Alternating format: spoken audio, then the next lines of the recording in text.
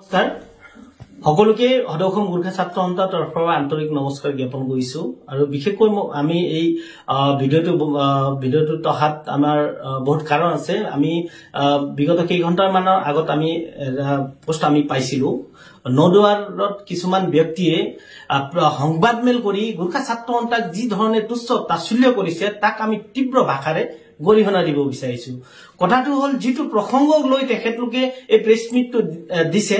সংবাদ মেলটো দিছে এটো সম্পূৰ্ণ ভুৱা আৰু একদম যুক্তি নথকা ভিত্তিহীন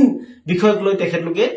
এই সংবাদ মেলটো দিছে কথাটো হল যেটো গানক লৈ তেখেতলোকে মানে হদৌসম গুৰ্খা ছাত্ৰ সন্থাৰ সভাপতি সুনীল চেত্ৰী ডাঙৰীয়াক তেখেতলোকে এই ধৰণৰ মন্তব্য কৰিছে সেই গানটো ৰাতৰাণী ফুলেজা সাজেনা মা বুলি কোৱা গানটো তেখেতে এবাৰো হেৰিত পোৱা নাই ষ্টুডিঅত পোৱা নাই কিয়নো যেটো তেখেতলোকে অভিযোগ আনিছে সেই অভিযোগ সভাপতি ডাঙৰীয়াই কোৱা বুলি কৈছে কিন্তু সেই টকশ্বত মই নিজেও উপস্থিত আছিলো আৰু এটা কথা স্পষ্ট হয় যে তেখেতলোকে আমি যেটো কথা কৈছো হেতু কথা তেখেতলোকে নিজে তেখেতলোকে গাত লৈছে আৰু এটো এটা কথা আছে যে সুৰৰ ভৰি কাটিম বুলি কওঁতে সুৰে আগতে মানে ভৰিটো টানি লয় বুলি কয় এটো কথাটো হতে তেখেতলোকে প্ৰমাণ কৰিছে কথাটো হল আমাৰ স্পষ্ট হয় যিবিলাক সমষ্টিত গুৰ্খা ভোটাৰ বেছি আছে গুৰ্খা ভোটাৰ থকা যিবিলাক সমষ্টি বিলাক আছে হেবিলাক বিধায়কে যাতে গুৰ্খা সকলৰ সকলো সমস্যা সমাধানৰ কাৰণে কাম কৰক বুলি আমাৰ কথাটো হয় কিন্তু তেখেতলোকে ইয়াত বিপৰীত ৰূপে তাক উত্থাপন কৰি যি ধৰণে হদৌসম গুৰ্খা ছাত্ৰ সন্থাৰ সভাপতি সুনীল চেত্ৰী ডাঙৰীয়াক তেখেতলোকে তুচ্ছ তাচ্ছিল্য কৰিছে তেখেতলোকে অনতি পলমে গুৰ্খা ছাত্ৰ সন্থাৰ ক্ষমা খুঁজক নহলে ইয়াৰ পৰিণতি ভয়াবহ হ'ব আৰু আমি আহ্বান কৰিছো নদুৱাৰবাসী সকলো গুৰ্খা সকলক যে এই কেইজন ব্যক্তিয়ে গুৰ্খা ছাত্ৰ সন্থাক বিনা অৰ্থ বিনা কাৰণত তেখেতে যিবিলাক তুচ্ছ তাচ্ছিল্য কৰিছে তাৰ কাৰণে তেখেতলোকক জবাবদেহি কৰক কিন্তু অন্যথা যদি হদৌসম গুৰ্খা ছাত্ৰ সন্থাই ইয়াৰ ব্যৱস্থা ল'ব লগা হলে কিন্তু ইয়াৰ পৰিণতি ভয়াবহ হ'ব কথা হল আমাৰ স্পষ্ট কথা হয় আমি সেইবিলাক বিধায়ককে আমি হকিয়নি দিব বিচাৰিছো যিবিলাক বিধায়কে তেখেতলোকৰ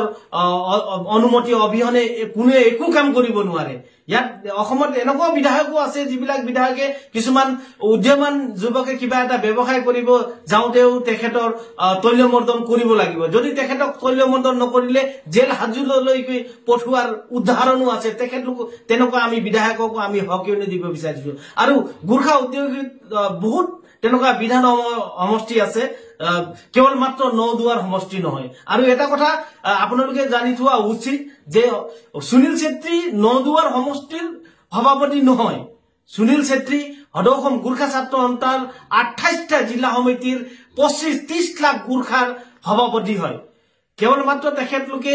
নদুৱাৰত বসবাস কৰা যিবিলাক মই সকলোকে কোৱা নাই যিবিলাকে এই মন্তব্যবিলাক কৰিছে তেখেতলোককে ক'ব বিচাৰিছো যে সুনীল চেত্ৰী কেৱল মাত্ৰ নদুৱাৰৰ নহয় আৰু এটা কথা স্পষ্ট যিবিলাক ব্যক্তিয়ে ইয়াত মন্তব্য কৰিছে তেখেতলোকৰ অতীত খুজৰি চাবলৈ গলেও সন্দেহজনক আছে কিন্তু যিবিলাক ব্যক্তিয়ে